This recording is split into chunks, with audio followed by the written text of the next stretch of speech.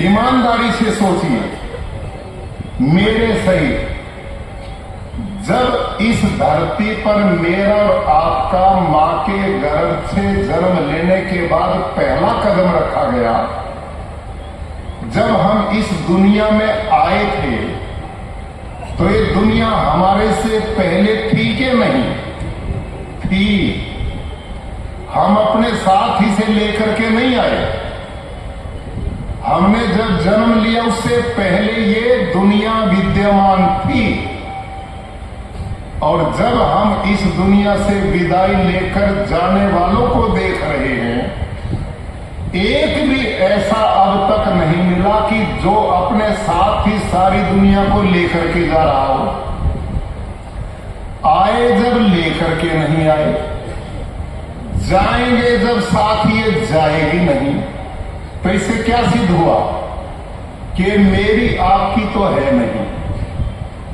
यदि मेरी आपकी ये दुनिया होती तो हम साथ लेकर के आते और साथ लेकर के चले जाते।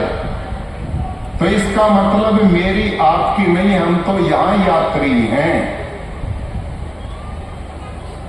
ये किसी दूसरे की है, वो किसकी है? उसी के लिए उपनिषद और वेद कहते हैं ईशावास्यमिदं सर्वम, कि यह है परम पिता परमात्मा की, ईश्वर की। उसी ने इसकी रचना की है, वही इसकी व्यवस्था करता है और वही इसका संहार करता है। मैं और आप एक अमर आत्मा है। परमात्मा सर्वज्ञ है, सर्वव्यापक है, सर्वांतर्यामी है, अजर है, अमर है, अभय है, नित्य है, सर्वशक्तिमान है, सर्वनियंता है।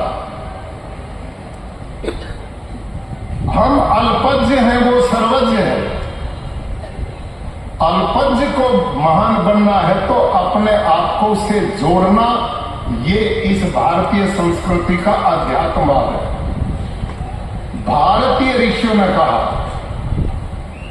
एक नौका जब समुद्र में समुद्री लहरों के थपेड़े खाकर के चकनाचूर हो जाती है, और वही नौका जब अपने आप को समुद्री जहाज के पीछे बांध देती है तो वो समुद्र की छाती को चीरती ही गंतव्य स्थल पर पहुंच जाती है।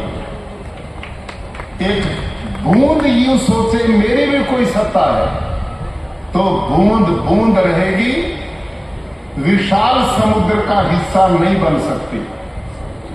एक दिए की लो ये सोचती रहे मेरी भी कोई सत्ता है, तो ज्योतिषाम ज्योति सूर्य का अंग नहीं बन सकती। एक अल्पज्ञ आत्मा यूं अहंकार करती रहे मेरी भी कोई सत्ता है, तो वो अल्पज्ञ रहती रहेगी, वो विश्व आत्मा परमात्मा का हिस्सा बनकर अमृतत्व की प्राप्ति की ओर नहीं बढ़ सकती। जब छोटा बड़े के प्रति अपना समर्पण करता तो बड़े का बड़पन छोटे में आ जाता है। हम देखते हैं रेल का एक इंजन जब डिब्बे अपने आप को उसके पीछे बांध देते हैं तो वो डिब्बे भी रेल के इंजन की तरह 50-60 मील की गति से दौड़ रहे हैं। एक नौका जब समुद्र से बन जाती है तो नौका में रहकर समुद्री जहाज का हिस्सा बन जाती है।